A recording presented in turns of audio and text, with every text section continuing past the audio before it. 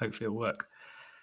Hello and welcome back to another episode of Marvel Card Collecting and Investing with me, Ginger Man Cards. And I am super excited to be joined by a very special guest, Pancake Analytics. You'll know him probably from his amazing Instagram page. Welcome, my friend. Tell us a bit about yourself. And super pumped to have you on the show. Yeah, it's great to be here, Gingy.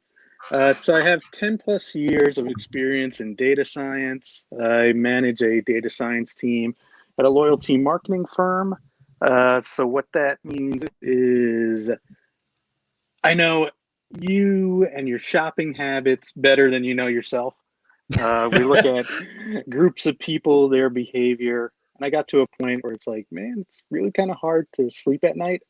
Like my career, my life is how do I get somebody to spend more money on their banking Love card? it. It's like, well, I love Comic Cons. Was going to that since high school and really attended a bunch of panels. Like they were interesting podcast type style. I was like, well, I have a skill set that I think can correlate pretty well. And it started off with, all right, let's answer a few comic questions with statistics, like who wins in a battle, Yeah. who's the greatest superhero, how do we do that with data science, how to improve your Pokemon team in the Game Boy series, the Switch games now, which is the best Mario Kart character to use, and really using the data behind the scenes to then make some informative decisions. So Yeah. it's been a lot of fun. Been doing that side of it for 3 years, in addition to obviously the day job. Yeah. Love it. So how did the Pancake Analytics page come about? Because it's first of all, I love pancakes. So how did it all come about? That's Yeah, interesting for me. I mean, that's a wonderful question. So I also wanted to find like some unique name that represented me well. I eat a lot of pancakes. My family has a tradition, and this is ever since we were kids, was every Sunday we would have pancakes. And what's really interesting is pancakes is used a lot in comics. Um, there's a great Deadpool panel that I love where he's Yeah. made like 1,000 pancakes. It's like a really iconic scene. There's also one where Black Widow and the Winter Soldier are infiltrating some base, and they have a bet on like who could do it sooner. And the bet was like, okay, the winner gets breakfast made by somebody else. And Winter Soldier tells Black Widow, I want pancakes. That is awesome. In Pokemon, there was a whole episode around the Great Pancake Race. Some of them have moves, like Snorlax has a move that's called Pulverizing Pancake, where he just like jumps and flattens people. So I thought it was like a cool correlation that still makes it about me. At first, when I started the page, like I wanted to really, I went like very technical with it. Like I even outsourced a couple graphic artists to give me like, I want the technical specs of making a pancake breakfast. And then I put like variables I was throwing into it. Oh, And it was love kind of it. cool, but it wasn't really like resonating with anyone. It's like, oh great, another stats class. So I quickly pivoted and like, okay, people are gonna grow up and endeared to the pancake name. Yeah. Some people call me Professor Pancake. I But like that one. usually pancakes is just fine. But yeah, was really just trying to look for something fun about me and that it can relate to comics. Yeah. That's awesome. That is awesome. You have perfected pancakes. Like I see, I see your Instagram photos. I'm like, damn, that's a good pancake. I wish I could do that. And what's Love it. interesting is like a lot of people think like, oh, it's not really difficult to cook a pancake. But throughout college, I had a lot of restaurant jobs. Um, Yeah. one of them was at a cafe, and that's where I learned a trick where it's like, okay, bubbles are your friend. Like you Yeah. actually want the entire thing to bubble up. It's not overcooked. That lets you know, like, That's hey, the time key. to flip it. I love it. Yeah. So good. And moving on to your book, because you have a book, which I think is awesome. Like, respect for you for doing that, because that cannot have been easy to do. And it's called Pancakes, Probabilities, and Pokemon, right? Yep. So what is that about? And is there going to be a Marvel one? Yeah. Sorry to put you on the spot. So the first one, so this book is about what are the basics of data science you need to get a job, but how does it relate to Pokemon? So I start off with a section that I called short stacks. So understand data visualization, different correlations, and I line it up with Pokemon movements. Okay. So something that when you're looking at eBay sales data to make a suggestion on like, should I invest in this type of card? You want to see it's got a positive correlation going up. Yeah. So I highlighted attacks in the game. You're already exposed to data science. You just don't realize it. Like there's some attacks you can use that'll increase your attack for the next turn and also increase your defense. That's called a positive correlation. Like, hey, things are going upwards. Yay. Yeah. Then there's some moves where it goes up and down, negative correlated. And then there's some moves that just don't matter. Like everyone might be familiar with Magikarp, the little like big guppy type Pokemon that goes into Gyarados at a higher level. But Magikarp basically has no moves. So he's not correlated with any type of attacks. So he's kind of like your starter.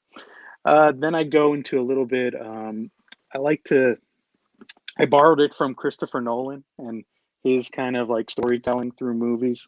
So weird, I'm going to use DC reference on a Marvel discussion. No, we're not touching anything, but, nothing to do with DC. But rubber banding, right? Yeah. So kind of like, we'll switch it back to like the Avengers. Like the Avengers did rubber banding, right? Like one of the biggest things that they had to discuss in the first movie, or at least the hurdle to get over, is like, oh my goodness, what everybody was freaking out about. Like, how is the Hulk going to look on screen next to Iron Man, next to Hawkeye? Is it going to make sense? And then you get that money shot. Like, oh yeah, it all made sense. Well, you had individual movies here, built it through there. We don't need to tell Spider-Man's origin story for the 100th time. So we'll rely on some of that. So that's the way of the book.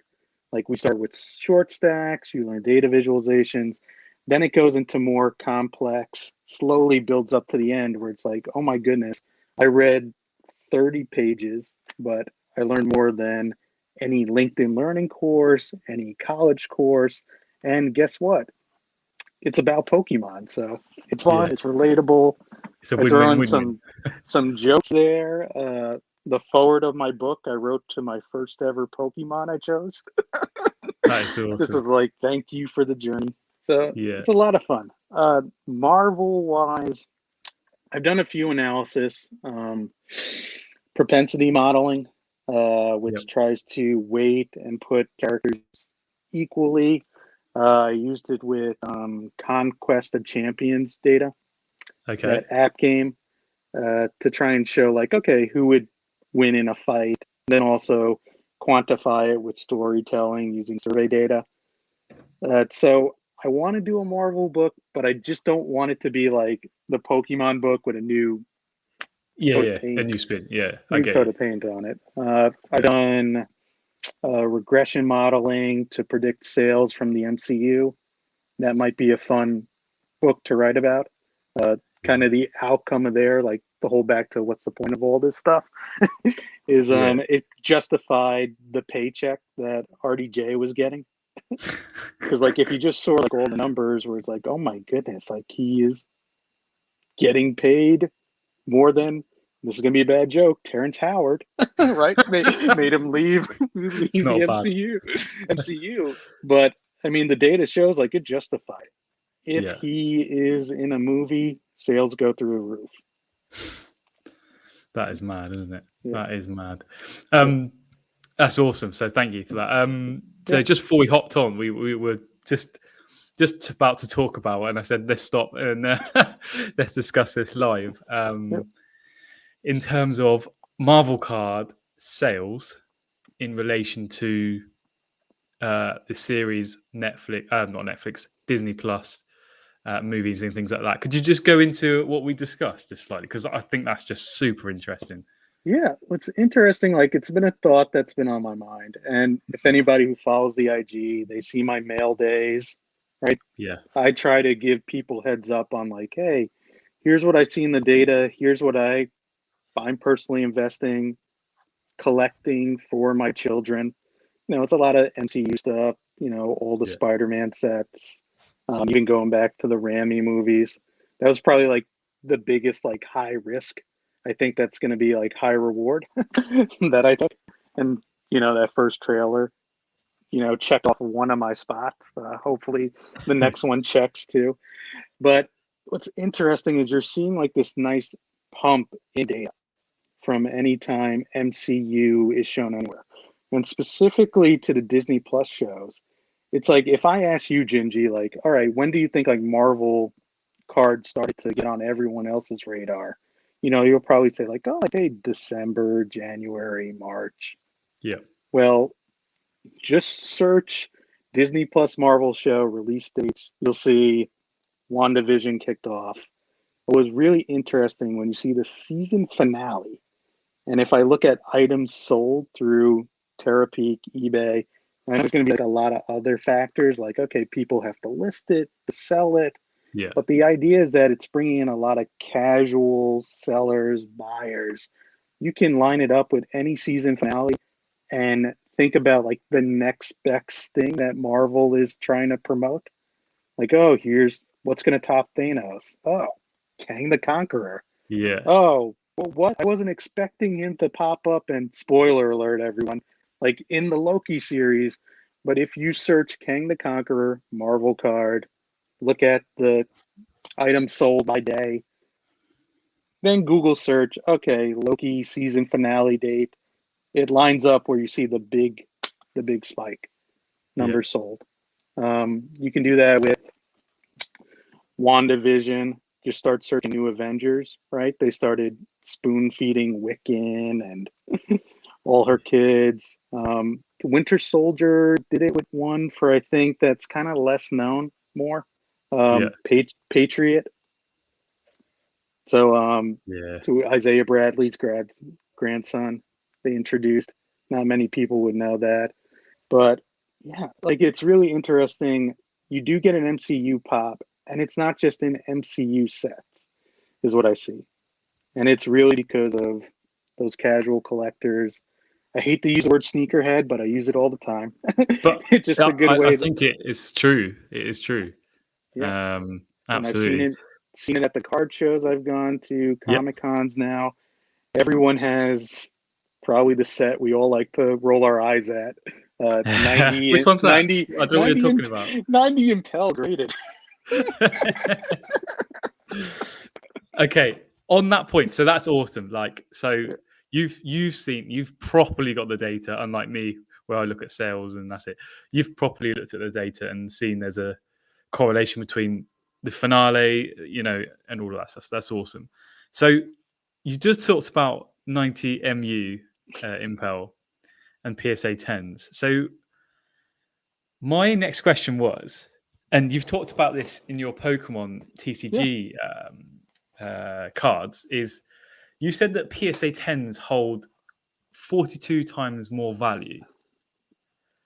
Do you think that applies to Marvel cards, or are you seeing something completely different?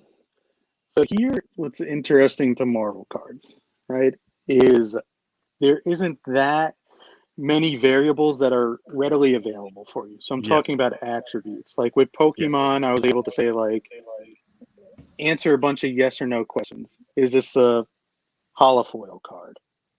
What year was this released? Is it their first appearance? Was Charizard part of the set? And then the key ingredient is how much does the base card sell for? And that's yeah, where you could get the true value of like, okay, should I grade this? What's my probability of getting a 10? You can make these quick decisions that way. Where it's like, yeah, we're already starting to see like, oh, like the MCU's impact, right? Like that's another variable we need to account for. And sure. hopefully all the data's out there. Terapeak only gives you a rolling year worth of Yeah, data. yeah.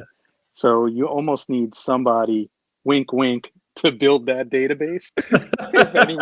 if anyone's listening, and really understand that, right? Because you want to also Yeah. know, like, all right, what did it look like when movies didn't exist? You want to answer questions on, are they an Avenger? Does Marvel have the rights to them? Like interesting pieces like that. Is it an insert? You got numbered cards. Uh, what's really interesting too to throw into that, and I think like, yeah, I want to kind of do this now.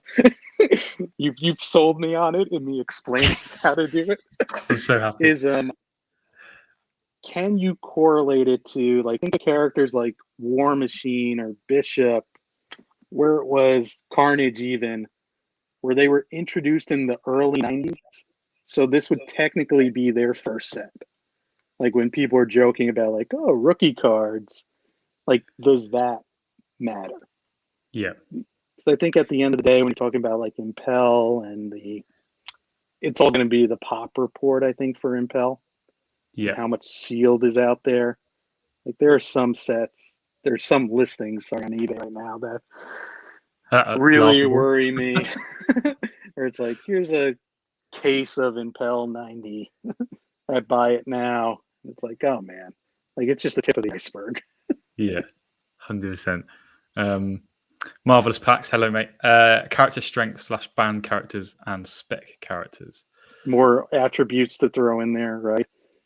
100%. And that's the thing, isn't it? That's the thing. There's other earlier things before 1990 MU, which is super interesting. And you also have to think about who your audience is, right? Who's your buyer in this case? Again, what point of their collecting journey are they entering, right? Yeah. Like, do they know about band characters? Can they only tell you, oh, I like Spider-Man, Wolverine, Deadpool? Yeah. Think That's of right. that as, like, in marketing, we call that SEO, so search engine optimization. Yeah. Like the eBay auctions that drive you nuts, where it's like, okay, you did not grade this with PSA. This is not even a graded card, but you're putting in PSA question mark. And it's just people who are trying to drive in the clicks, the views, trick eBay's algorithm. Like, are we going to start seeing like, hey, PSA 10 question mark of some characters? That We don't never happens. care. What are you talking about? Or is it going to be, hey, a C-level character that was in a famous storyline with Spider-Man that they're adapting in the MCU, and that's going to show up? So that's where it's like, okay, how do you quantify like the marketing promotion asset of this? But generally, I could get to like, hey, you can see X amount of range if you grade it at a 10 for this set. Okay. But then That's there's always going to interesting. be the niches of, like, let's say I'm a casual collector and I don't care if it's banned or not. There's going to be people with more knowledge who are going to tell me like, oh, this card's actually should be at this price. And what I think you're overpaying for, you think you're getting a deal. It's interesting. It is big time. Yeah, I've been watching that too. The Marvelous Pack says the learning curve of new collectors is still catching up to the knowledge of these sets. So that's absolutely right. Me and Marvelous had a chat today, and we were watching Whatnot. You've probably heard of Whatnot, right? Yeah. And they're doing live pack openings and mystery packs and things like that. And it's all the base cards from 90s sets. Nothing, I would call scarce as such. Like, it's all just general Have stuff. you ever have you eBay comped it live during Whatnot just to see how far off they are? So yeah, super interesting. I think the learning curve is an interesting thing. So when people come into Marvel cards, like, it's a difficult thing. Like, people are going into PMGs at the moment. I think we should probably talk about that next, to be fair. What's your thoughts on PMGs and what's happening there at the moment? So what's interesting to me, and it's a Marvel what if situation we can't answer right now, but maybe we can answer next year, is we know that PMGs are hard to grade. Yep. We know they're numbered. Yep. We know anyone who doesn't collect Marvel but knows what a PMG is probably a sports collector. They might be willing to overpay for something that's out there, whether they truly paid for it or not. You don't really get that insight on eBay. Yeah, unfortunately. It's all like speculative bidding and buying. A lot of people like to think like, oh, like Marvel's like the next Pokemon, which I don't think is a fair correlation because Pokemon print runs are through the roof, right? Because it's a trading card game. Okay. I mean, is it nerdy? That's probably the only check mark you can give, right? But it's a lot of Yeah. like sports investors. And to me, hey, the MCU has thrown that to the roof too. I think there's a lot of PMGs, like if that's your thing, that you can steal right now at pretty good prices, Yeah. and you might get that payoff later. But I don't know. There's always going to be like the next best thing, right? Insert wise. Uh, you got what, Spider-Man Metal coming up, Yeah. PMGs in there. That's going to be like a really popular set. Very. I just said don't relate it to Pokemon, but I'm going to do it here right now. I'm going to be a hypocrite in my own Yeah. sentence. Go on. Is that so? There's a Japanese set called Yeah. EV Heroes. So it's all about EV evolutions. Pretty much everything is like, it's close to like if you were opening up Fleer Ultra Spider-Man. Yeah. It's like everything you pull, like, I know this character. Oh, I know this character. Oh, Yeah. that's what it's going to be, I think, in that set. But PMGs, just paying the prices that they are now. Like I talked to, so my brother's a big sports collector, older brother. And he's Okay. telling me about like, oh man, all the PMG Marvel cards he's passed on that he regrets now. Like in local card shops, like Yeah. Iron Man PMG, $100. And it's like, all right, we still don't have enough time to know when are these things going to hit resale market, Yeah. if it's from that point of view. What happens when PSA starts taking value again, and grading for Marvel is still relatively new, right? Very. Yeah. Pokemon grading was new before COVID, and now they're through the roof. Pop reports. Everything's going to go down. But I think what's interesting is, so I do have some PMGs that I felt were like good price points for me. Yeah. So I got the whole bronze of what I thought like the MCU Sinister Six is going to Yeah. be. Because my kids are going to grow, they're going to grow up through the MCU. Yeah. They're gonna know, aren't they? It's sad to know, like, hey, I read comics. They'll probably, I know already know they interact more through like Disney's Spidey team, that like Mickey Mouse Club version of Spider-Man. So it's like they're going to know through the MCU, collecting for them essentially. We always collect for somebody else. So I picked up just the bronze level, what I thought was cheap. Don't really know how many casual or non-Marvel fans like the Rainbow PMGs out there, or is it right now it's like, I need to get a Spider-Man PMG. It's going to be a Logan Paul Charizard Yeah. by Christmas or something. Yeah. I got you. Yeah. Yeah. But I will tell you, it's fun pulling one from a pack. Like Oh, I never I'd love to pulled know what that feels. I never pulled a PMG until X-Men Metal. I kept Okay. one box sealed Yeah. and opened up one for myself. And it wasn't anybody great. Awesome. It was Hope Summers. But like even in like sports collecting as a kid during the 90s, I never pulled a PMG in my life. Yeah. And There's then a I good was going feeling, through yeah. my head because your feed, other podcasts talk about like character collecting. And it's like, does this make me a Hope Summers collector now? Yeah. Like, I It don't does know what now. to do with. I don't know what to do with this.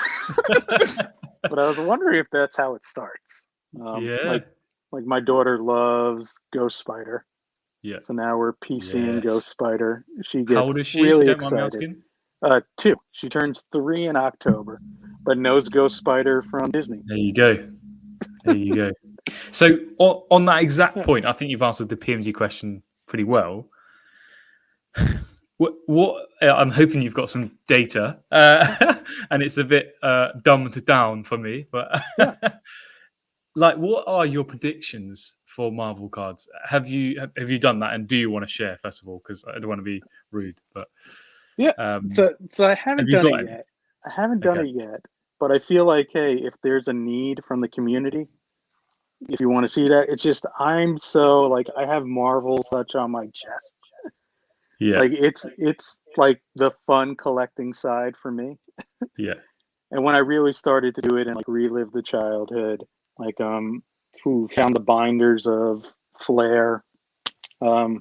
Flair was like some of the first series I was opening up, like 94, 95, and Yeah. had those on one binders. Took out the ones that didn't stick to the binder because they were in there for years.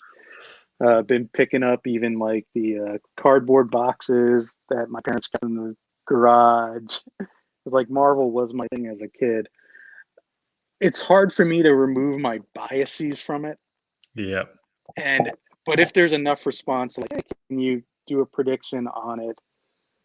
The, my worry from it, it'll be like, okay, we see your mail days. Yeah. We know you're buying up sealed Marvel. Oh, Yeah. look at this. You have Ghost Spider.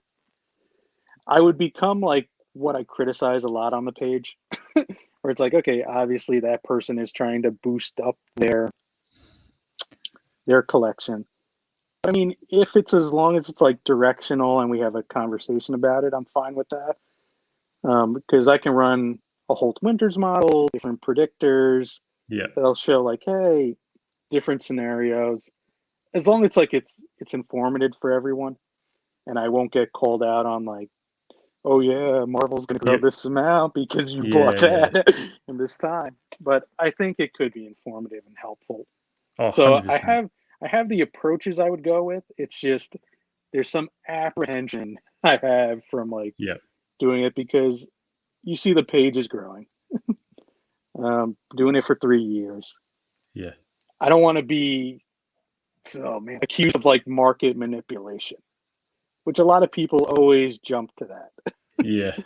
Unfortunately, yeah, it's And I true. have access to data that not many people know quickly how to get to, or like, okay, can go ahead and run a regression model against it and understand what the coefficients mean. And, it's Yeah. just, I think I probably need some more trust and for Marvel to really like be as a blow up as I think it's going to be first Okay. before it's like, yeah.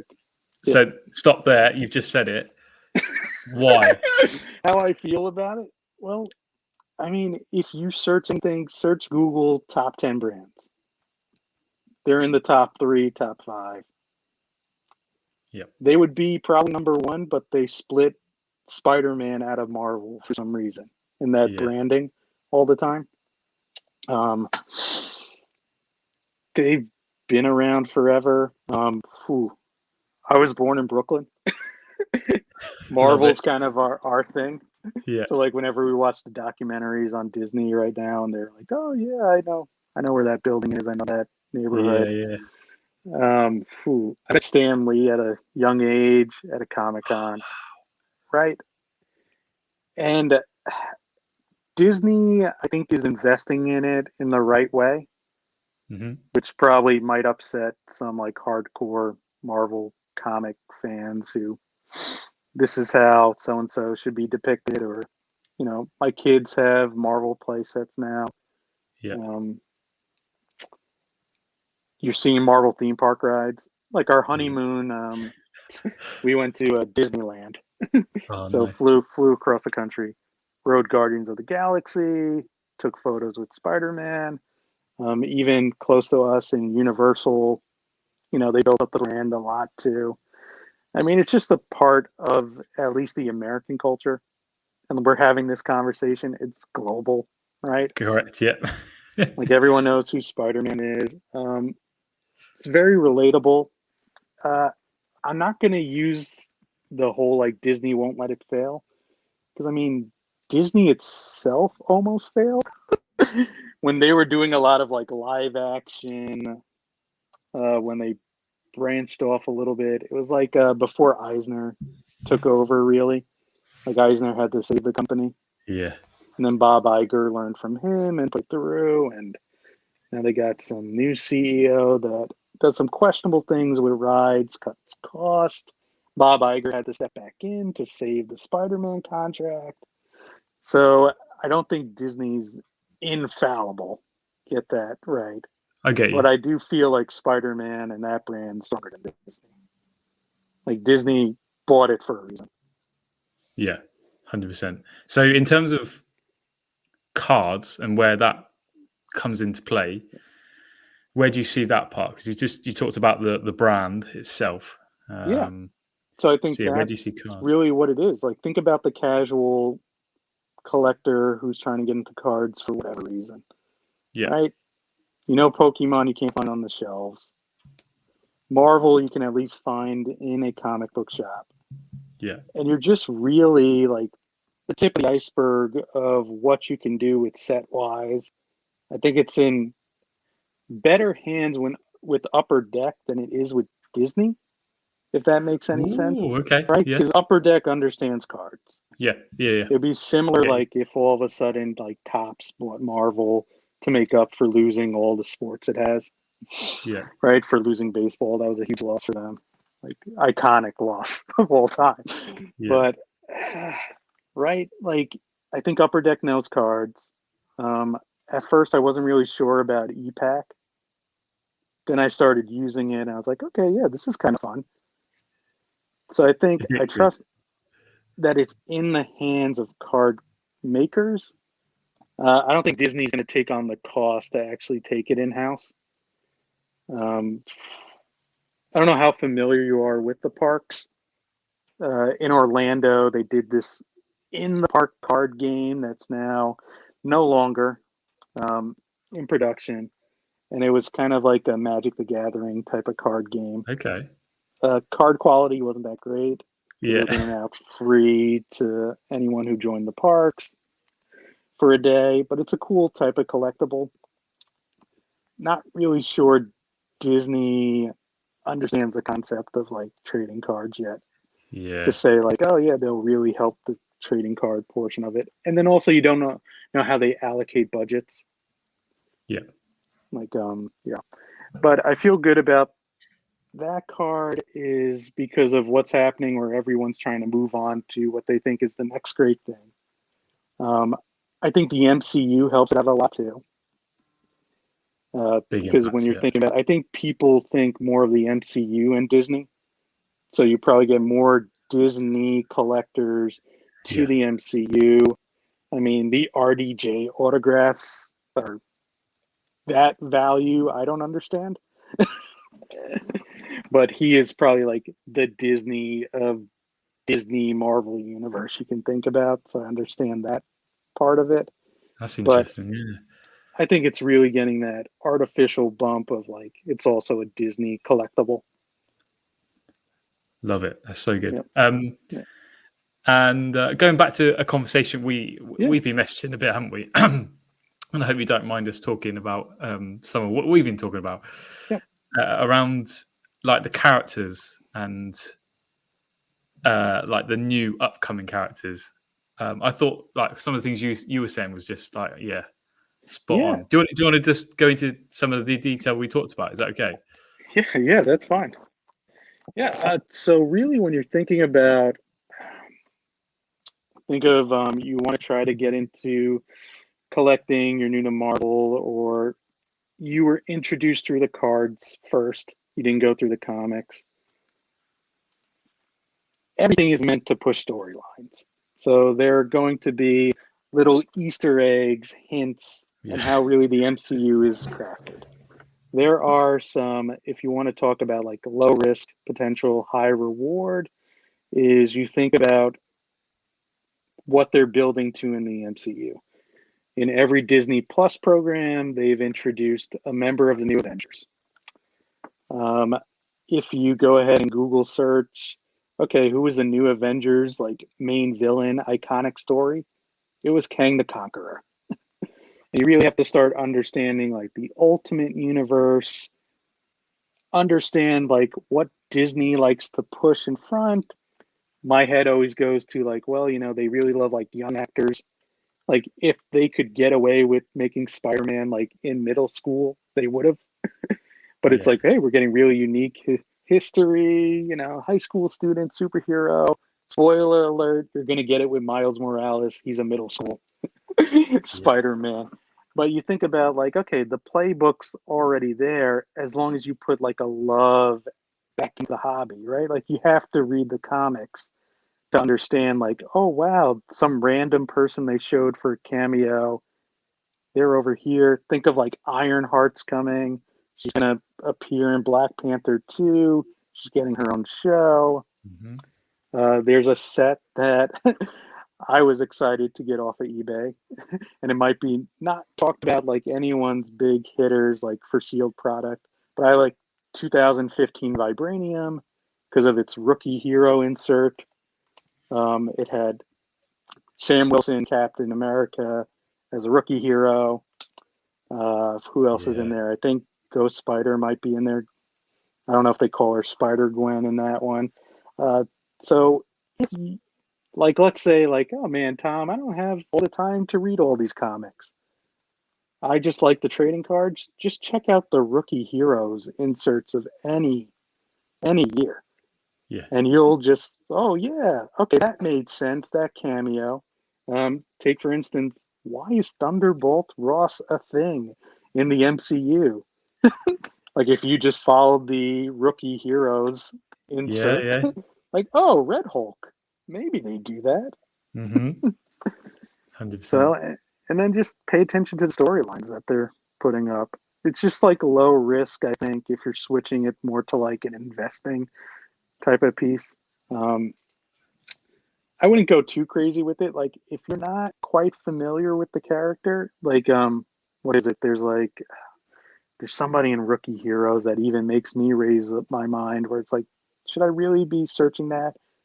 It's not Shadowcat. It's some type of like Cheetah type version. And I was like, no, Yeah. really. Yeah. There's a lady Star Lord. I forget what her name is. And there's a lot of like throwout ones, but Yeah. Yeah. there's I some get where you. it's like, man, if they're part of an iconic storyline. Yep.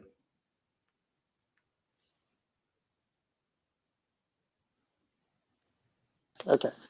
Yeah. And it's not face front and center. Like it's probably not being thought about yet. Yeah. What's weird to me, what like no one ever talks about, or at least I haven't seen it yet, is like how do we feel about X-23? Yeah. What is Like, that? is she gonna blow up in the multiverse when Yeah. they play around with making all Fox movies canon? And then it's Yeah. like, oh man, maybe the MCU Wolverine is gonna be X-23. It's weird stuff like that where it's like it's such low risk right now. Like, okay, how much is it the X-23 Rookie Heroes Raw? Yeah. What's going to be your cap on that? Maybe Exactly. Yeah. $5. I mean, Yeah. you're always risking like condition of the card, but Yeah. to me, But it no, seems like no brainer. yeah. That's And then super I nice. love those eBay auctions where it's what is it? Complete your collection. You pick. You choose it. Yeah. And you go in and you just look by the year. And it's like, okay, yeah, I'll take up everyone you have of this, everyone you Yeah. have of that. And then every once in a while, you'll see, like, oh man, somebody beat me. They got the Carnage 1993 masterpieces. Yeah. Oh no. Yeah. But So good. where the risk comes into play, and you can probably go with what happened with sports cards recently, where it's like no one cares about base anymore. And that's a Yeah. That's a function big. of PSA raising their prices, That's a big longer factor. wait times. Um, that's what I like about Marvel is, the inserts are huge hitters. Yeah. And there's so So many.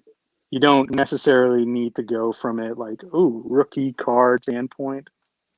Yeah. Like I get excited when I get a Spider-Man. Like Ages was one of the fun sets I opened. And it's like, Yeah. whoa, They're, that's they're like cool real. cards. That's like real lower base level, but it's like, Yeah. okay, Ages is fun, Annual is fun, because I like the okay, you're guaranteed a sketch card or a patch card, Yeah. in a box. It's like fun to open with the kids. And then it's like, okay, cool. A Spider-Man. This is like hitting a LeBron prism. Okay, cool. Yeah. I get you. That is awesome. Dave's cards in the house. Hey, mate. Phage is pushing diversity in the MCU, so we'll certainly see alternative takes on popular characters as long as it fits the storyline they're trying to tell. Yeah, exactly what you were trying to say, pretty much, wasn't it? Yeah. I mean, what's really interesting to me, so going to theme parks a little bit. So Universal in Orlando still has the rights to Marvel for whatever reason to be in the theme parks. I think Disney sees it as like, okay, they don't cover the operating costs, but they get royalties from Universal, their competitor. Great news. There's a documentary on, it's kind of like a hype video on Disney Plus for Adventures Campus, and Kevin Feige was part of it. And they introduce the person dressing up as Sam Mackey's character next to Sam Mackey at the same time. So Sam Wilson, Captain America. And what was really interesting to me is he made a point to saying, like, it's the only place where you can see Captain America. It's like, oh, wait, you can see him in Orlando. Oh, but in the MCU, Sam Wilson's going to be Captain America for much longer, in my opinion, than he was in the comics. Like, they're not going to jump back to Falcon anytime soon. No. Like, Disney is thinking of Marvel with its competitors. The theme parks is huge. So now it's going to be like, oh, I want to go see Captain America. It's Sam Wilson for a while. Yeah. So when we talk about diversity like that, as long as it's based in the comics, it's great. Yeah. Love it. And in terms of, and you don't have to disclose this.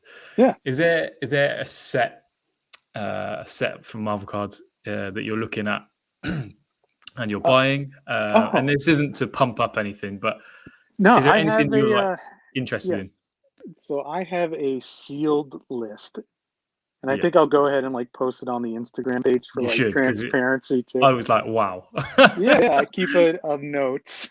Yeah. And it's man, I think about like what is a few factors. What is everyone ripping right now? Yeah. Like, okay, sealed might make more sense there. Set I love, and I think everyone knows it. Even the MCC podcast. They're cool guys.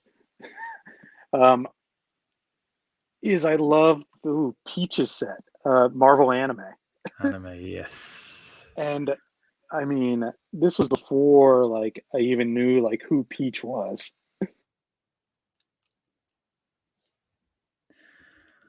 Lost the sound, mate. I don't know if you can hear me. Yep. Sorry, it keeps going out a little on my end. Like correlations of like, okay, when is the anime crowd going to pick up on Marvel? Probably go to anime. And then it's like, oh, wow, she's a variant cover artist. And I know they signed the deal and had the set, did more research before she became big. And I've talked to Sketch Card a little bit about it. Norin. And I was just like, man, like, yeah, this is like for all the Pokemon collectors out there. It's like, what if like Arita, their big artist that everyone's famous with, like they let him do a modern, really artsy type set. Like this is it. Like I think eventually that's going to look forward to it. So I have one of that sealed. And then I bought up as many of the autos that I could. Was pretty successful getting characters that I thought like, hey, that's cool. Like Nick Fury for, I mean, the range was like under $10. Like that I thought was like no brainers. And then when I opened like the box for myself, I keep one sealed, open up one for myself. And I was like, oh man, these are only one per box. I was like, I don't know if they actually, opened that themselves or picked it up from like a local card shop. Out of 120, yeah? Yeah. So picked up a bunch of those. I like that set a lot. What's in my list of like what I still need to get is a lot of the TCG stuff. So I'm talking about I'm going to get the name wrong, but Overpower. Mm-hmm. Overpower, because I try to think of like, all right, what's like other fun like trading cards that my family likes to Overpower. Versus System is so cheap right now. Like I was surprised. And Yeah. I've always seen it at like Comic Cons where like they have like a little gaming room. And the gaming room is like, oh hey, here's a bunch of stacks of Versus System. So it's probably like printed through the roof. I'm talking about before like Upper Deck really took control of it. And now it's like little 2-player starter packs. Yeah. But it used to be booster boxes. You'd have first editions, unlimited printing. The set I went with is what is it? Web of Spider-Man. So I was trying to find like, okay, what are cool like Spider-Man TCG sets? Then in speaking with more collectors, man, I am like the living version of the meme where it's like Michael from The Office hitting somebody, and it's like, oh, collectors really like you, and I had no idea what I was doing, and it's like, oh, did you know that like Marvel Masterpieces artwork kind of started with Overpower? Like that was actually a pretty good buy you did. It's like, Yeah. way to go, little kid who just started. But like fun, interesting stuff like that, as long as the price point's low, is what I like. And then obviously I'm trying to get first appearances that align with the comics itself. Yeah. So although like I rolled my eyes on Impel earlier, I was pretty happy to get Impel Series 3. Mm-hmm. Because I was looking for like, okay, well, Carnage aligned with his comic introduction. Bishop aligned with it too. So kind of cool. It's so cool. I'd love to start building up like masterpieces. Yeah. I think it's just like too high price range for me. Like I did pretty well at the East Coast National Sports Card Show. There's one guy who had non-sports trading card was his thing, had everything sealed, tons of Marvel. That's great. The only big win I got on Masterpieces was he sold me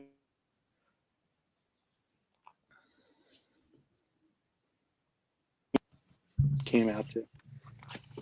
So all the raw cards, the inserts. Cool. I missed that last bit. Yeah. So it was a complete set of Marvel Masterpieces 92 for $100. $100. That's but right. he thought I was really into. He had the Spider-Man set. I think it's Fleer Ultra, whichever one had chromiums in it. He thought I was really like into that one, and he priced it something like at like $1K, just only the base cards. And I was like, oh, okay. Then in my head, I was like, do I even ask about the masterpieces? It's gonna be through the roof. And I was like, how much for that? And he's like, oh, $100. I was like, okay. Yeah. Do you take card? Ching! I love that. Yeah. So good. Couple of comments that I'm trying to get through.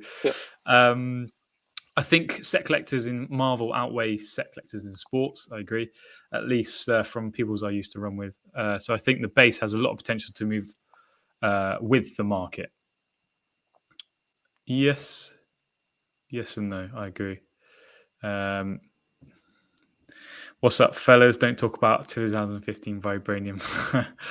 Oh, stacking gems, baby. Welcome. Hope you're well. This is an interesting one for. Can you hear me? Yeah. Yeah. Cool. I'll be right back, Gingy. No worries. I promise. Okay. Hold on. Do you guys prefer the cards that have cartoonish look to them?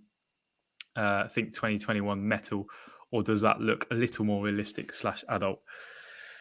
2013, 2015, difficult one. I mean, my personal preference is 2013, 15 metal. I prefer the way they look. And again, these cards, it's all about subjectivity, isn't it?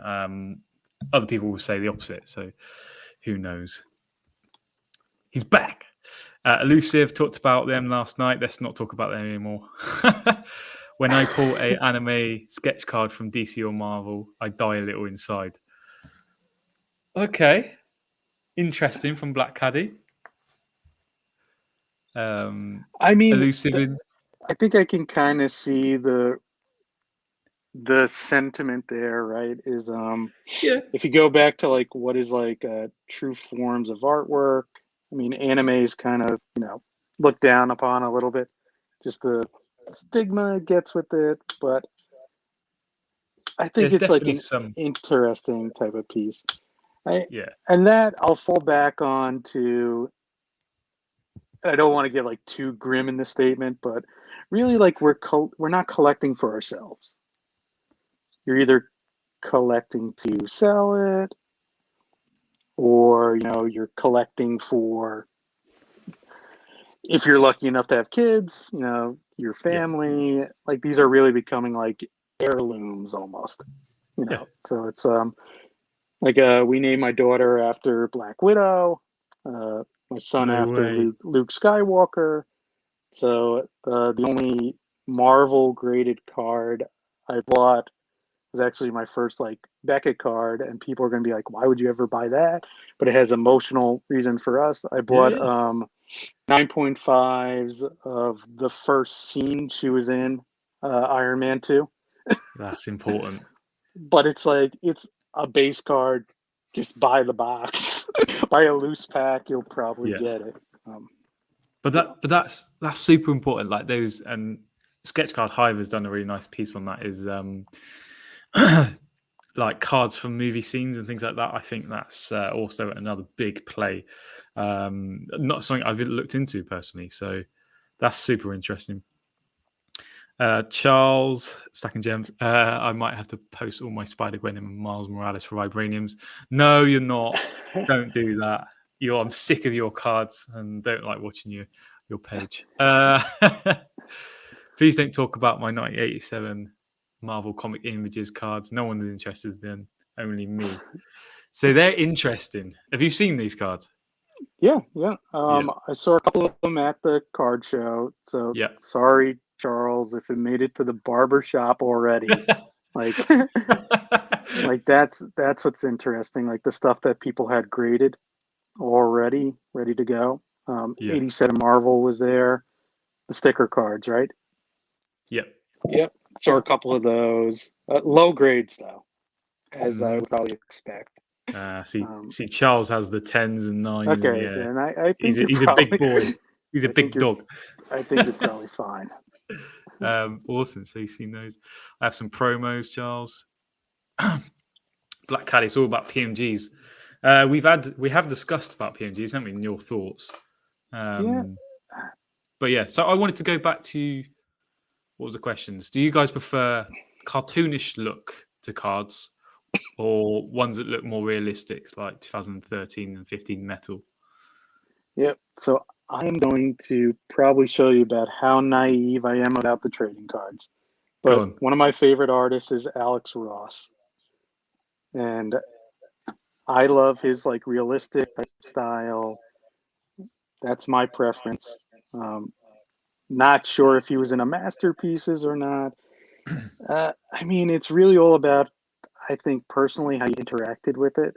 Yeah. Like, one of the reasons why people are jumping to Impel, at least the first series, is that's what they remember. That look, like, oh, that's the Spider-Man I know. Yeah. What's interesting is there'll be a generation of people who grew up with the Ultimate comics at some point, and their take on Spider-Man, like, that's not really what I think Peter Parker looks like. Yeah. He's got that weird of that era, like middle crop in his hair, longer type hair. But it's interesting. I also like it on a lot of the merchandising. I don't really like the cartoonish type look. It's got to be more realistic to me. Yeah. Like it's always weird. Like it's hard to describe it. Like I can tell, like, oh, that was obviously for marketing purposes. I don't like that. Okay, that's rooted in something I like. I like that. Yeah, like cartoonish. We've talked about it before. I like that one insert from anime, the chibis. I don't know how to pronounce it. Chibi, yeah. Yeah, and That's sick. Disney has pins of that in the parks too, chibi pins. So it's like chibi school. Yeah. They're awesome. They are awesome cards. So I actually researched. Chibi means small in Japanese. There we go. There you go. Look at that. Yeah, they're super underrated. Like You got the data. qualitative data. I'm not smart, my friend. No. It's comic book art, not cartoons. Yeah, but yeah, 100% pancake. Charles Few, your PMGs. Yeah, keep stacking. Hey, Tom Bullard, how are you? Alex Ross has cool inserts in 2007 masterpieces. 2007 masterpieces, no one ever talks about, ever. Why is that? Maybe no one's heavily invested in it yet. Yeah. Who's gonna shill it? Yeah, it's true. Shills. I'll take a PSA 6 or 7 PMGs. Yeah, no problem. Yeah, there's loads of PMGs about to be sold. I think I've got on my watch list. So yeah, some big cards about to sell. Tom Bullard, growing up with 2099 series and X-Men Age of Apocalypse. Nothing surprised me or was too outrageous character design wise. Yeah, it's true. Love that. What else have we got here? Trying to keep up with these comments, man. Don't trigger me, Charles. Battles in the comments. Do you think DC has a chance to ever get any love? No. All right. That's my answer. I will disclose the DC sets that I have bought. Okay. So, interesting. And I'm 100% a Marvel guy. Yeah. But what's interesting to me is that, so presenting at a lot of Comic Cons, in Canada, country-wise too. Like I like to see the cosplayers that come to my panels. Like if you go to any Comic Con, man, there's tons of Harley Quinns. Yeah. Just as much as there is of Deadpools. Yeah. Batman the animated series interests me because like the price point's so low, and that's actually how Harley Quinn was introduced. Not in the comic, it was the animated series. So when you think about like the interesting correlations I like, let me grab when War Machine was introduced, get those cards. Like that's interesting to me because she wasn't introduced to the comics. Don't bother in. I learned the hard way with DC Universe Impel that they did not have the rights to any Batman characters. So it was like, man, like why isn't like DC Impel anyone talking about that? And I was like, oh man, it's really cheap too. Pull all the Supermans in the world. But yeah, those are. I like the animated series Batman. I mean, if you were a kid in the 90s in the States, like you were exposed to it too. I don't know. I passed down more DC than I collected it. Like even I put down a pack of it was like some weird like Green Lantern cards in Walmart. I didn't even see what the price of it was, and I was like, well, why? No, I'm not going to start this. Put it back. Some people on my page did buy a few of them. And I asked them, like, out of curiosity, how much was it? I was like, oh, under $2. I was like, even that, like, a pack, I didn't want to do it. Yeah. But I've done analysis on DC. I mean, it's Comic-Con stuff. Yeah, of course. What my problem, or I guess, like, the best selling point for Marvel for me has always been if you ask a DC fan, like, okay, who's your favorite DC character? And they'll always gravitate to Batman. And it's like, well, just so you know, he's kind of our C-level Marvel character. like he's Hawkeye. He's Moon Knight. Pre MCU Moon Knight. Yeah.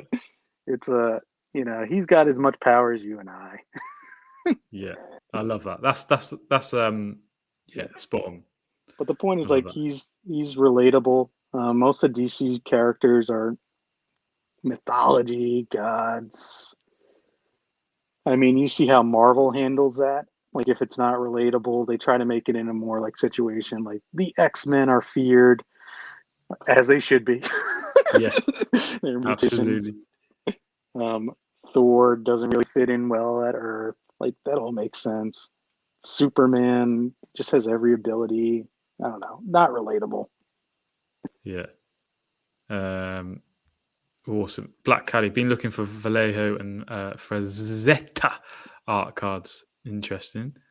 Vallejo's awesome. That even for me is too much research. Like sketch cards, man, it's hard for me. Okay, what's interesting, and I'll use this as a venue for it. So when I started going to Comic Cons as a kid, like I really wanted to be like an artist, comic book Yeah. artist. I'm introverted. I do data, all data. People are introverts. So my dad would also take me to Comic Cons to try and get me out of my shell a little bit too. We became friends with Dan Fraga. He had a couple of like Marvel runs. Not really that big of a name. Like if there are sketch cards for him, I'd be interested. Yeah. Just kind of know him. Not sure. I mean, he's still a working artist. Not sure if he's with Marvel anymore. Normally he does, I think, like storyboards now. But Okay. even at that, like I have a post relationship with someone. It's too much research for me to do on sketch cards. Yeah, yeah. That's my thing. I don't have any sketch cards and I may be missing out, but yeah, for me it's Yeah. I want to know all about the artist. I need to do some heavy research. Like, Yeah. yeah, it's a very subjective thing as well for me. Like We how opened up a box of it was a Marvel Studios 10-year anniversary. And so it's split nice for three people to open it. My wife opened the stack, I opened the stack, okay. and I let Natasha open the stack too. We got a sketch card in the last pack of what Natasha opened. No way. So she got like the hit of our box. And it was a cool one. It's Thor. I think I Yeah. posted it on the page. But I mean it's a lot of research. And I love it that they're spotlighting artists. Like that's great. It's just 100%. It's for awesome. me it's a rabbit hole I'm scared about going down. Exactly same as me. And yeah, if you're a big character collector and things like that, I completely understand. But yeah, same for me. It's a rabbit hole I don't want to go into just yet. Like I'll get on stuck. ePack, I traded away a sketch card for all of somebody's like Ghost Spider cards, and they were Yeah, sending me messages back and forth like, "No, please let me give you a sketch card. Like you're trading away your only tradable item."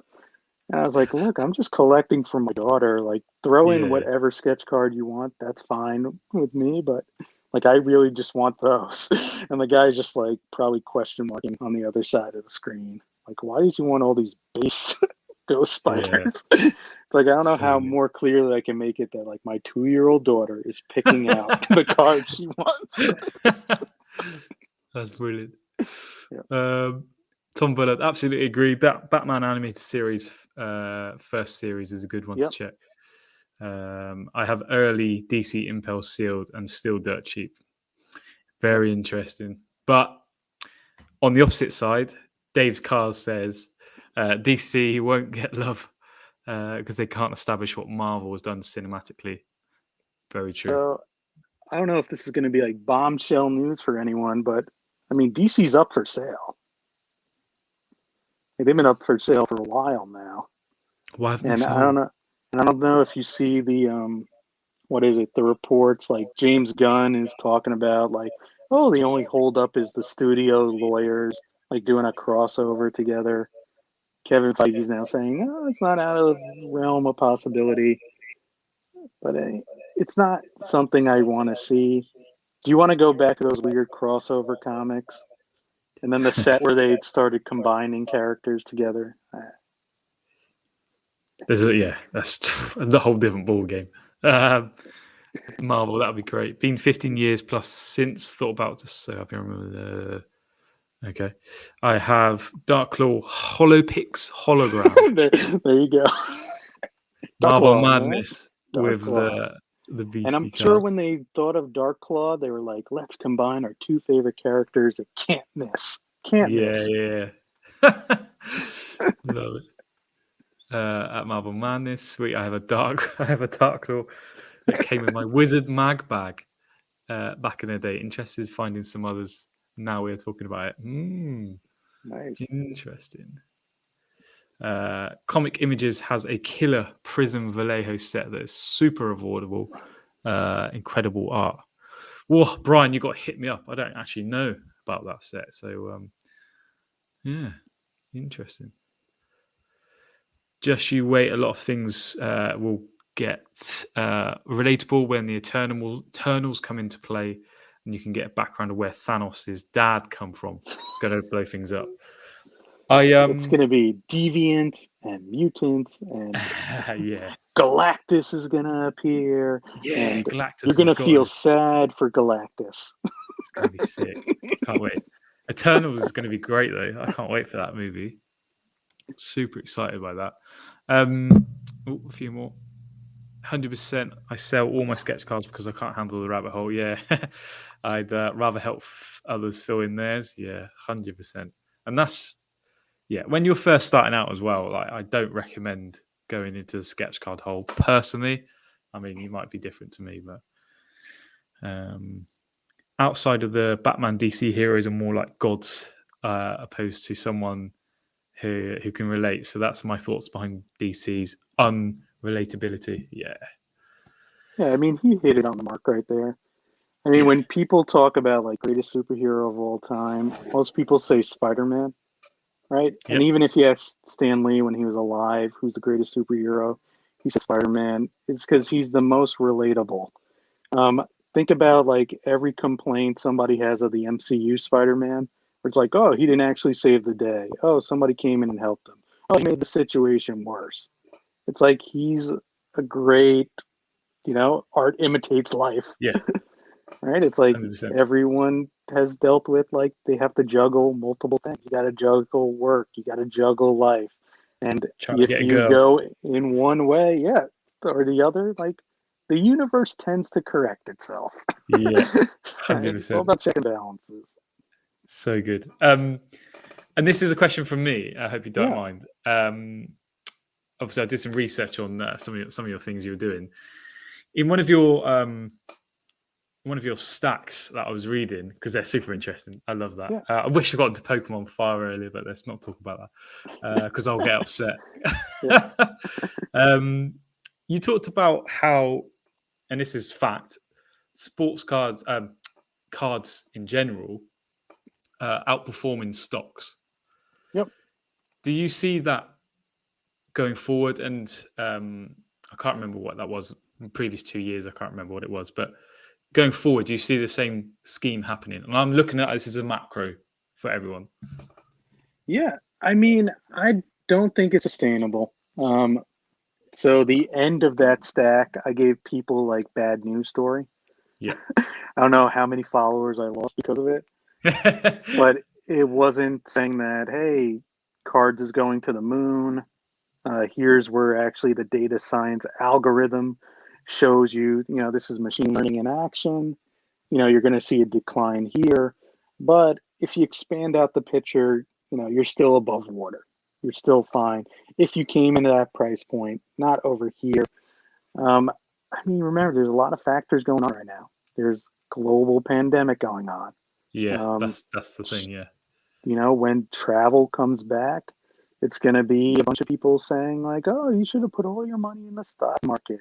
You're going to see all these, the same guy who wrote that Forbes article about sports cards is going to write an article saying like, oh, for the price of a PMG Spider-Man, if you would have put that in, so-and-so. Yeah. Delta, you would have been retired. Yeah. And it's like, okay, like the story writes itself.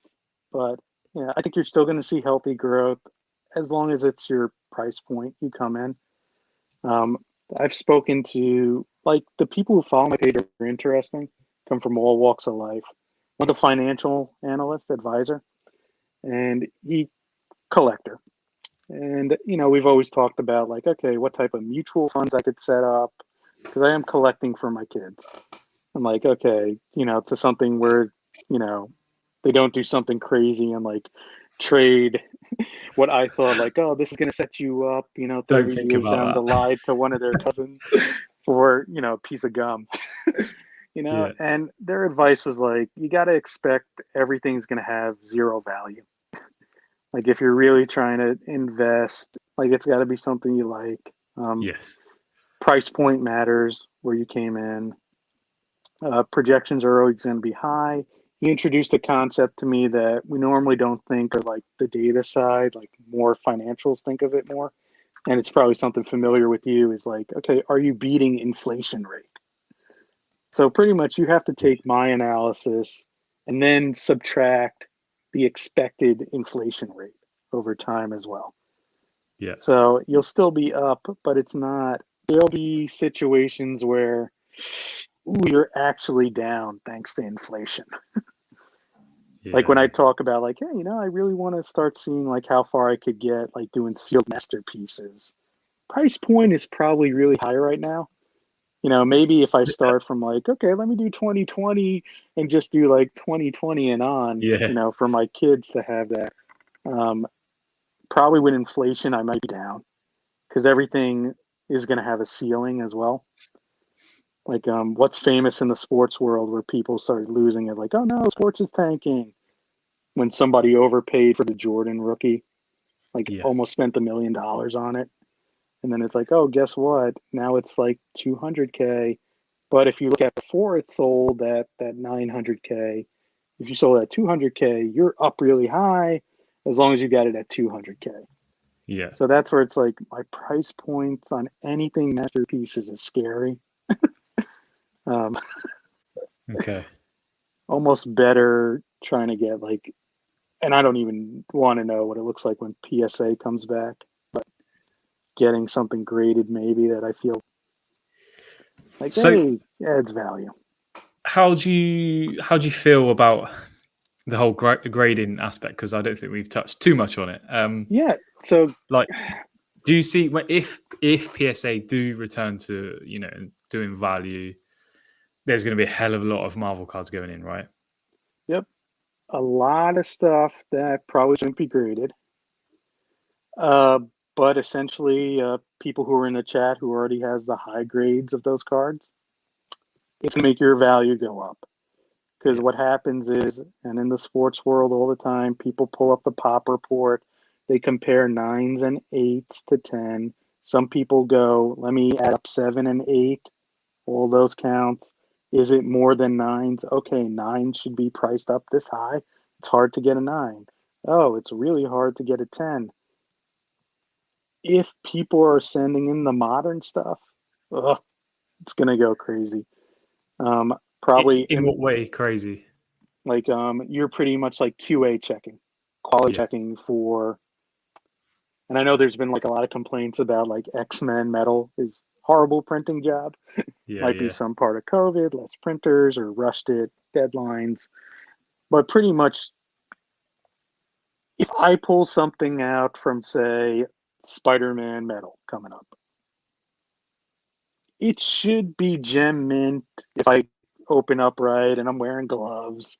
It should have like only manufacturer errors. If you get a bunch of like graders, collectors who like to grade coming into Marvel, which it's going to happen. That's why they went to Impel. Probably price Yeah. card was right. Calling it rookie card. You're going to see influx there. Luckily, I think with the 90s stuff, although it was overprinted, like the printers were so bad. So I think if anything, it's going to make tens go through the roof. Even on I 90 MU. Yeah, I think that people are going to see like, wow, it's actually pretty hard to get it. What's weird to me is the holograms from that set. I want to see like what that's going to happen when eBay, when PSA catches up. How many people sent the holograms? Well, I don't. I think there's only 23 PSA 10s currently. Right. So we'll see. So let's try to correlate with what we talked about earlier, right? So we see the big pop in Marvel with WandaVision season finale. So how long is it going to take PSA to get caught up on Value Modern from February subs? That's what I think is going to be interesting. Yeah. So we might have to have like a recap conversation next February. Yeah. And those are going to be the early ones coming in. Yeah. No, you're right. I've talked about that a fair bit. Is what happens at that point when they all come back? Because I know many people, who've graded cards value way. Okay, cool. So do you think grading is a necessity for Marvel cards? I mean, if you think, I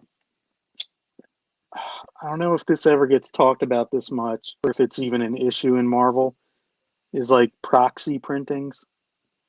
Like, have you ever held a Marvel card and been like, I don't know if this is authentic or not? Like It's a that, difficult one. like it Yeah, helps there. I get Like you. Pokemon, it's a big issue. Yeah, Like I've had cards returned to me from grading companies like CGC, where it says like nice card. They write a little note to me, but can't grade it. It's fake. It's like, man, I've been playing this in my deck forever. I had no clue. yeah. Like stuff like that, it helps. So the Grading wise, authentication factor. yeah, Yeah, it depends on if these casual collectors are here to stay. I mean, it will bring up value. It does a negative effect for base cards, and people might like that. Like, oh, I can get some raw cards really cheap now because now yeah. all these gradeds are hitting. But you need to see a huge shift to it.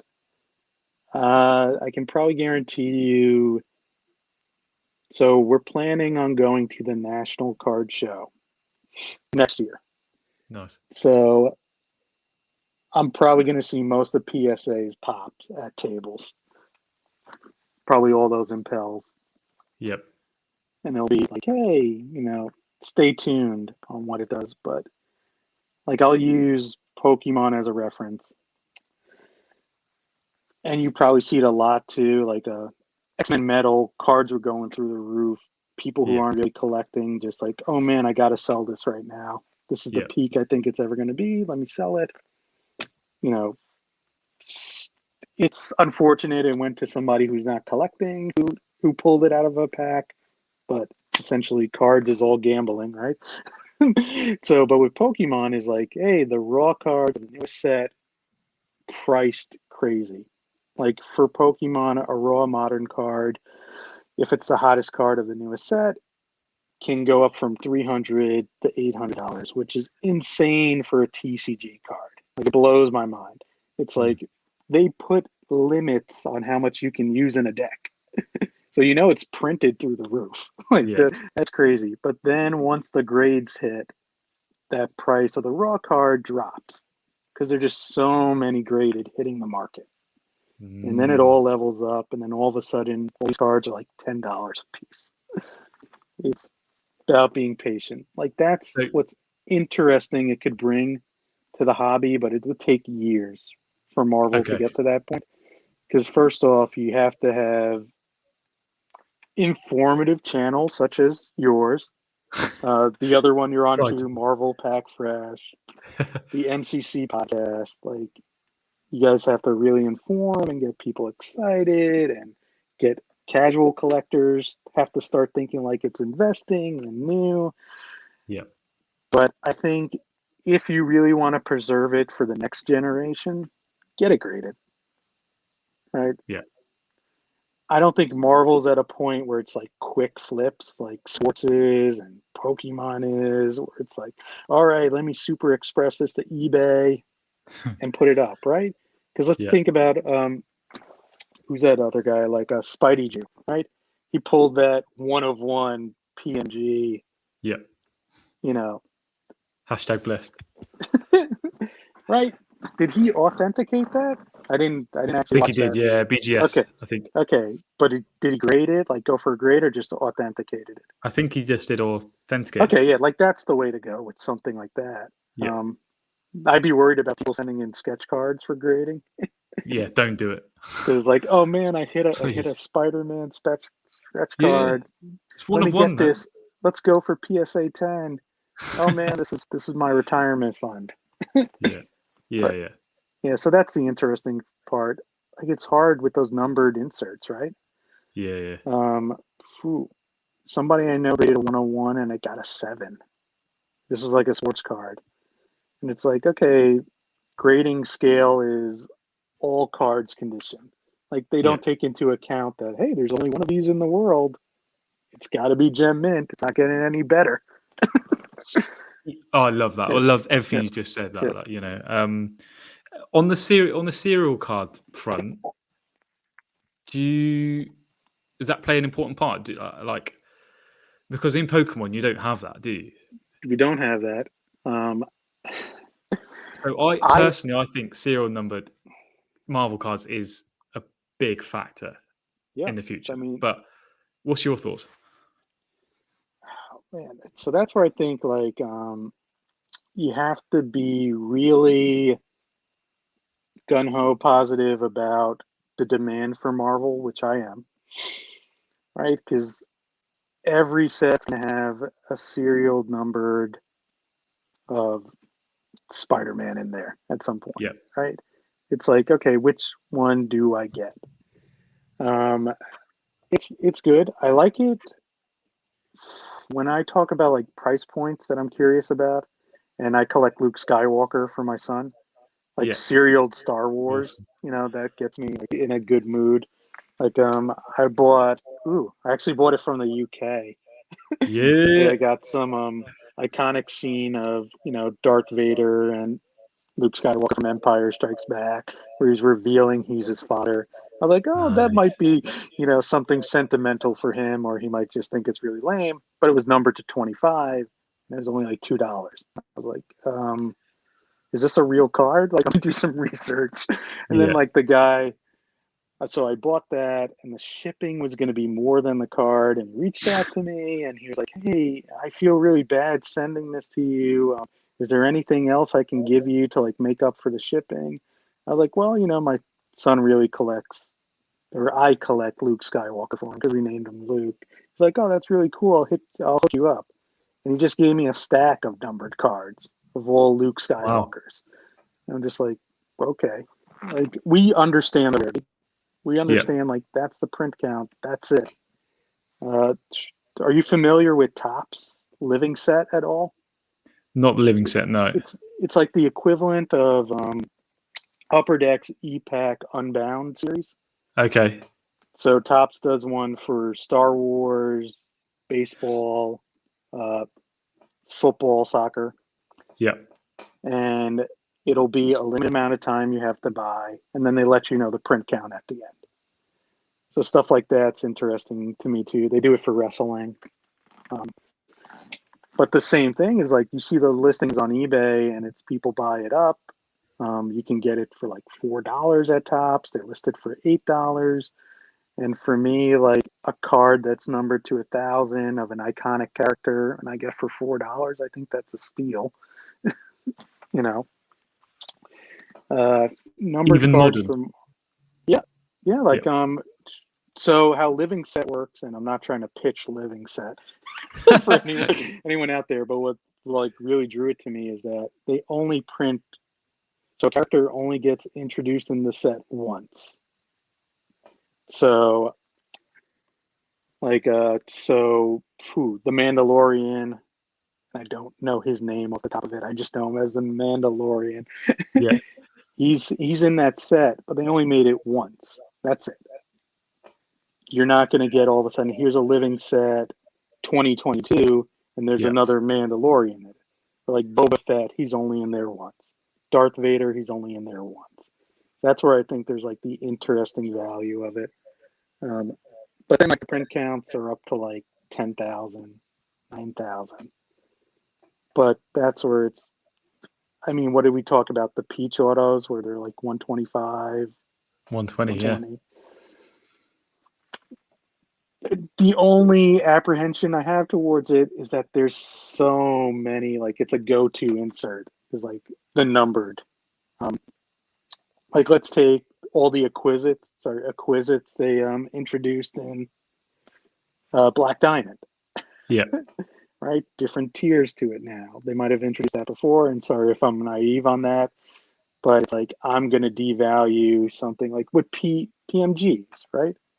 Like the ones that I thought I bought up all the bronze, I was like, oh, cool. It's only numbered to whatever it is, like 199. Yeah. Yep, 199. But it's never going to get the same price as the greens or a purple. No. But I still think it's really undervalued, right? Like, there's only 199 of this Dr. Octopus. So I'm sure there's more Dr. Octopuses fans than 199, right? Yeah. That's right. Love it. Spot on. Got a question from Carl. Driving myself crazy whether not to pay so much to grade my best of best costing so much. Will it add value anyways? Which are the ones I should isolate for grazing? Yeah, so that's where sports cards base rookies really got hurt. The same thing with Pokemon, anything that says first edition. Yeah. So like we'll use Pokemon for example. You can get first edition cards. They're not rare, even though it says first printing. You can go to a garage sale, a flea market, and buy a stack of them. Real cards, first printing, send them out for graded. You get them at like $6 for $1, right? When you buy it at the flea market. And then the grading, if you did it at value, when it was like $12 a card, okay, then in your head, I just need to sell it for like $50 and I'm up pretty good. No longer anymore. Same thing with like base basketball rookies. Inserts matter now. The numbered with Marvel is interesting if you should grade or not.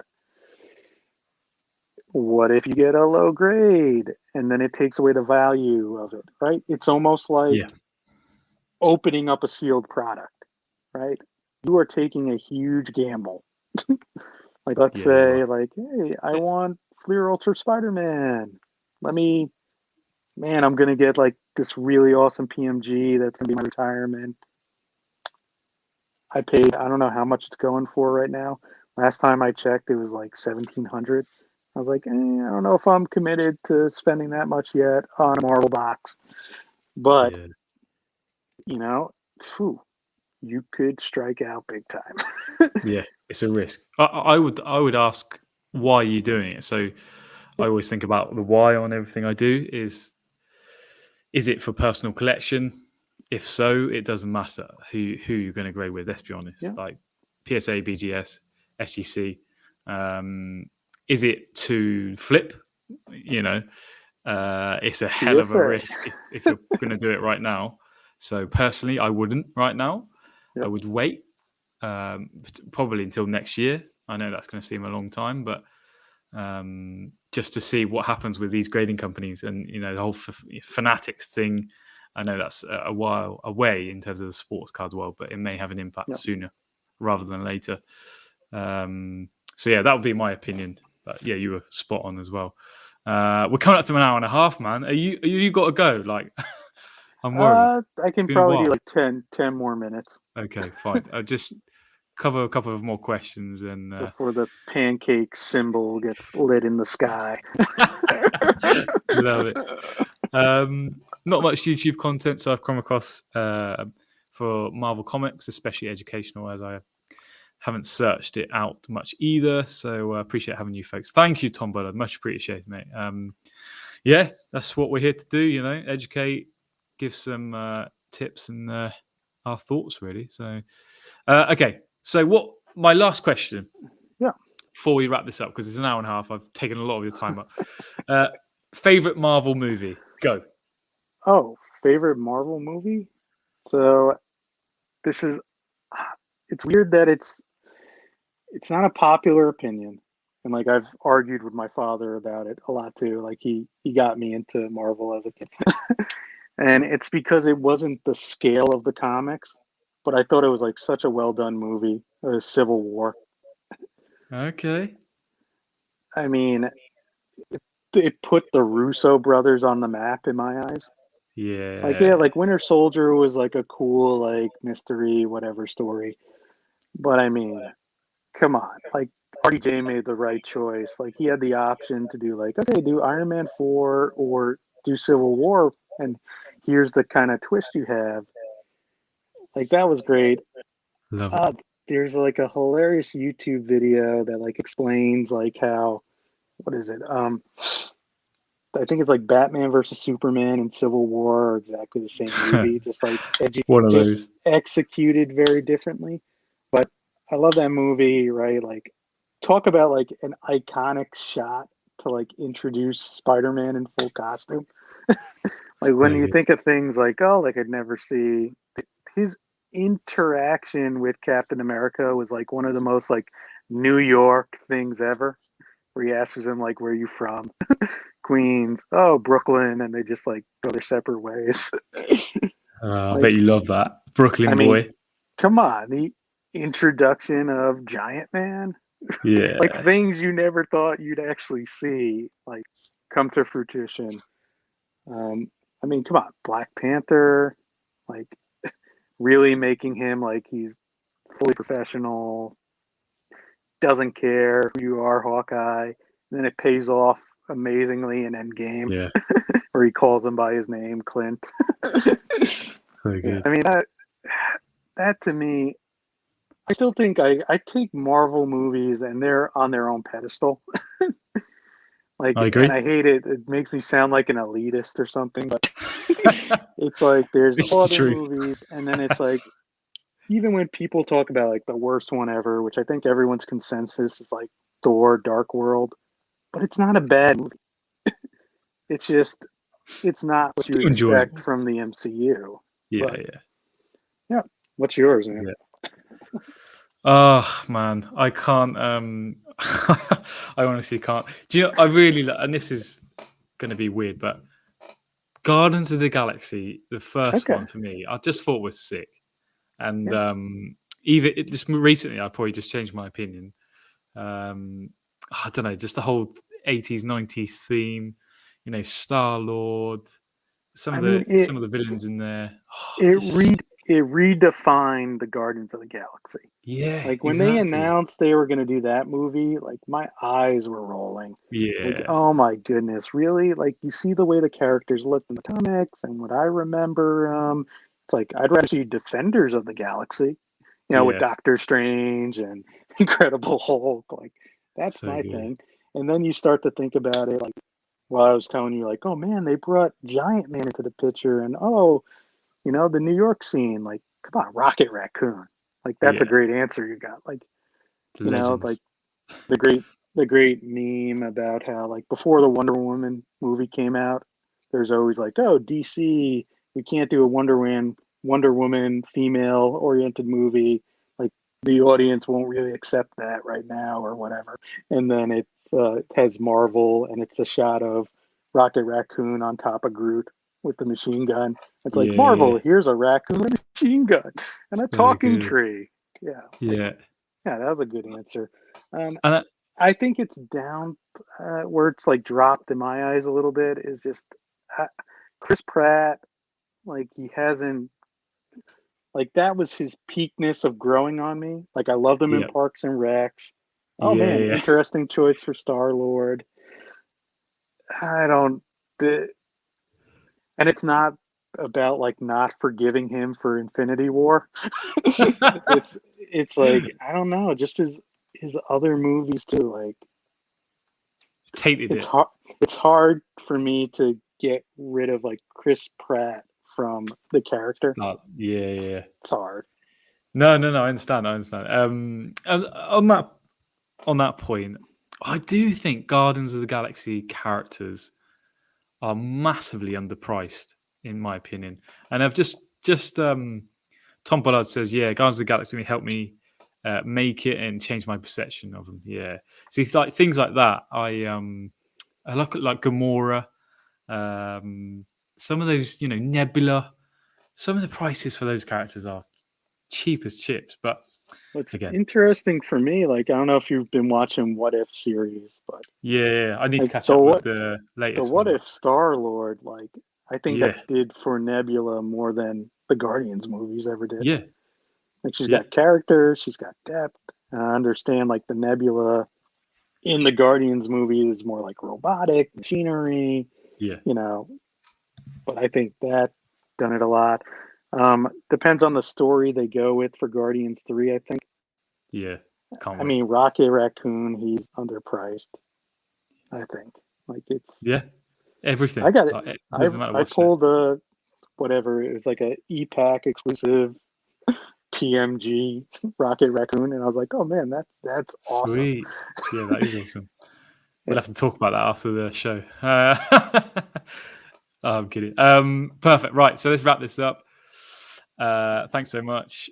Thanks, Brian. Thank you very much to you, Pancake Analytics. If you don't follow him on Instagram, you should. Again, it's at Pancake Analytics. Thank you for coming on, my friend. Really appreciate it.